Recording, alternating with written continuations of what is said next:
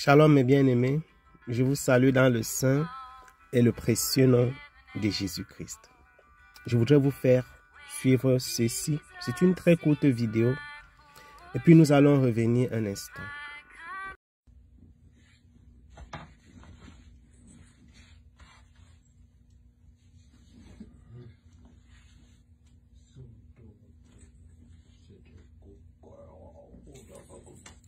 Who's a good girl? Who's a good girl? Piper is. Piper is. Kisses are so nice. Who's a good girl? Who's a good girl? You are. Alright. It's time.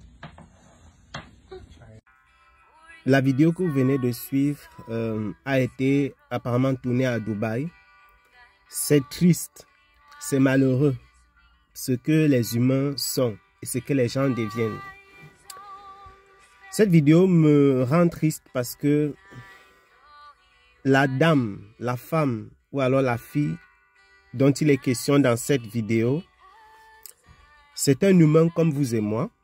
C'est la première chose. C'est une personne, c'est un être humain qui sait même, peut-être un jour elle se convertira au Seigneur et quittera ce monde. Et c'est tout ce que nous souhaitons. C'est une créature de Dieu qui est dans une cage ainsi. Elle ne s'est pas retrouvée là-bas par hasard. Il y a eu un processus.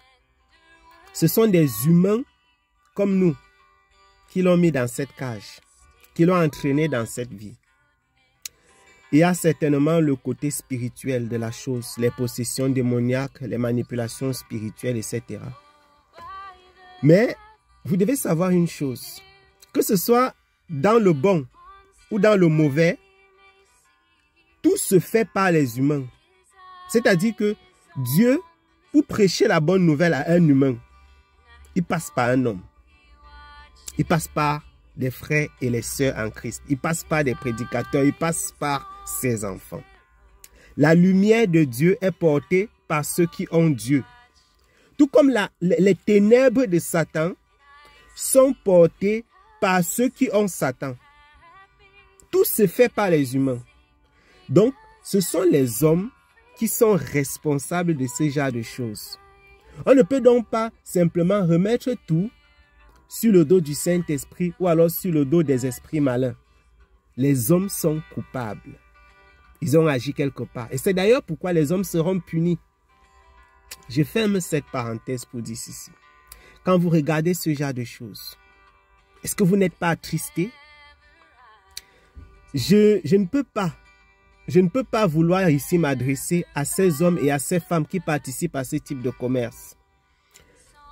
Les gens sont dans nos familles africaines. Les gens rentrent dans les familles africaines et promettent le rêve, promettent le succès, le bonheur, promettent les études en Europe, promettent les bourses, promettent la richesse, promettent les mariages. Toutes sortes de promesses sont faites à nos sœurs en Afrique. Venez en Europe, venez en Asie, la vie est facile, il y a de l'argent, il y a du travail. Et à partir du moment où elles arrivent, elles sont surprises, il n'y a rien de tout ce qu'on leur avait promis. Leurs papiers sont récupérés et elles se retrouvent dans toutes sortes de commerces qui font même honte seulement à regarder. Vous savez, le côté le plus triste de cette histoire, c'est qu'un commerce de ce type est impossible sans la participation des personnes proches. Quand je dis impossible, c'est vraiment impossible. Même l'esclavage n'aurait pas été possible sans la participation des chefs, des rois africains, des nobles, de l'élite. Même l'esclavage. Les hommes et les femmes qui sont dans le proxénétisme, dans le trafic des êtres humains, prospèrent parce qu'ils ont leur relais. J'ai dit ceux qui sont en Occident. Ils prospèrent parce qu'ils ont leur relais en Occident ou en Orient. Ils ont leur relais en Afrique. Et ceux qui sont en Afrique, ces relais sont des membres de nos familles. Ces relais sont les membres de nos familles. Quand je dis les membres de nos familles, ce sont des Africains comme vous et moi. À ceux-là, vraiment, toute la honte, toute l'ignominie, c'est honteux, c'est triste. Comment vous pouvez arriver à ce niveau d'amour, d'argent? Je crois que même Satan n'aime pas les biens matériels de cette façon. C'est tout simplement inimaginable, impensable. Que vous puissiez arriver à ce niveau de vendre votre frère, votre sœur, pour qu'elle aille faire ce type de choses. C'est honteux, c'est triste. Vraiment, les Africains, c'est honteux et c'est triste. Ce type de commerce n'est pas possible sans notre participation. Ils rentrent dans les familles et ils trouvent leur proie facile qu'ils emportent. À eux, la honte, l'ignominie. Et à vous qui êtes en Afrique, à nous qui avons les frères et les sœurs, qui recherchent la voie facile pour aller en Occident. Quand vous allez en Occident, c'est quoi le but? C'est quoi l'objectif? Qu'est-ce qu'on recherche en allant en Europe, en allant en Occident? Tu veux étudier? Tu as quel diplôme à la base pour étudier? Tu as quel moyen financier pour te lancer dans les études? Tu quittes parce qu'on t'a promis la bourse. Quel est le processus que tu as suivi? Quelle est cette bourse? Tu vas en Europe, tu vas vivre où? Tu vas subsister comment? Comment ça va se passer? Ta vie va se dérouler comment? C'est triste. Vous pensez vraiment que... Qui va vous donner de l'argent comme ça? C'est fini. La vente du rêve. Ces choses qui se passaient il y a 10 ou 20 ans où les Européens donnaient leurs chiens aux Africains même d'aller promener. Maintenant, chacun promène son chien. Je vous assure, chacun... C'est-à-dire qu'il n'y a pas d'argent. L'argent facile, qui semblait facile auparavant, où les gens pouvaient s'affilier dans 2-3 familles. Leur travail, c'est seulement promener les chiens dans les différentes familles. À la fin du mois, ils ont un salaire. C'est terminé. Maintenant, les Européens balaient la route, comme nous, les Africains.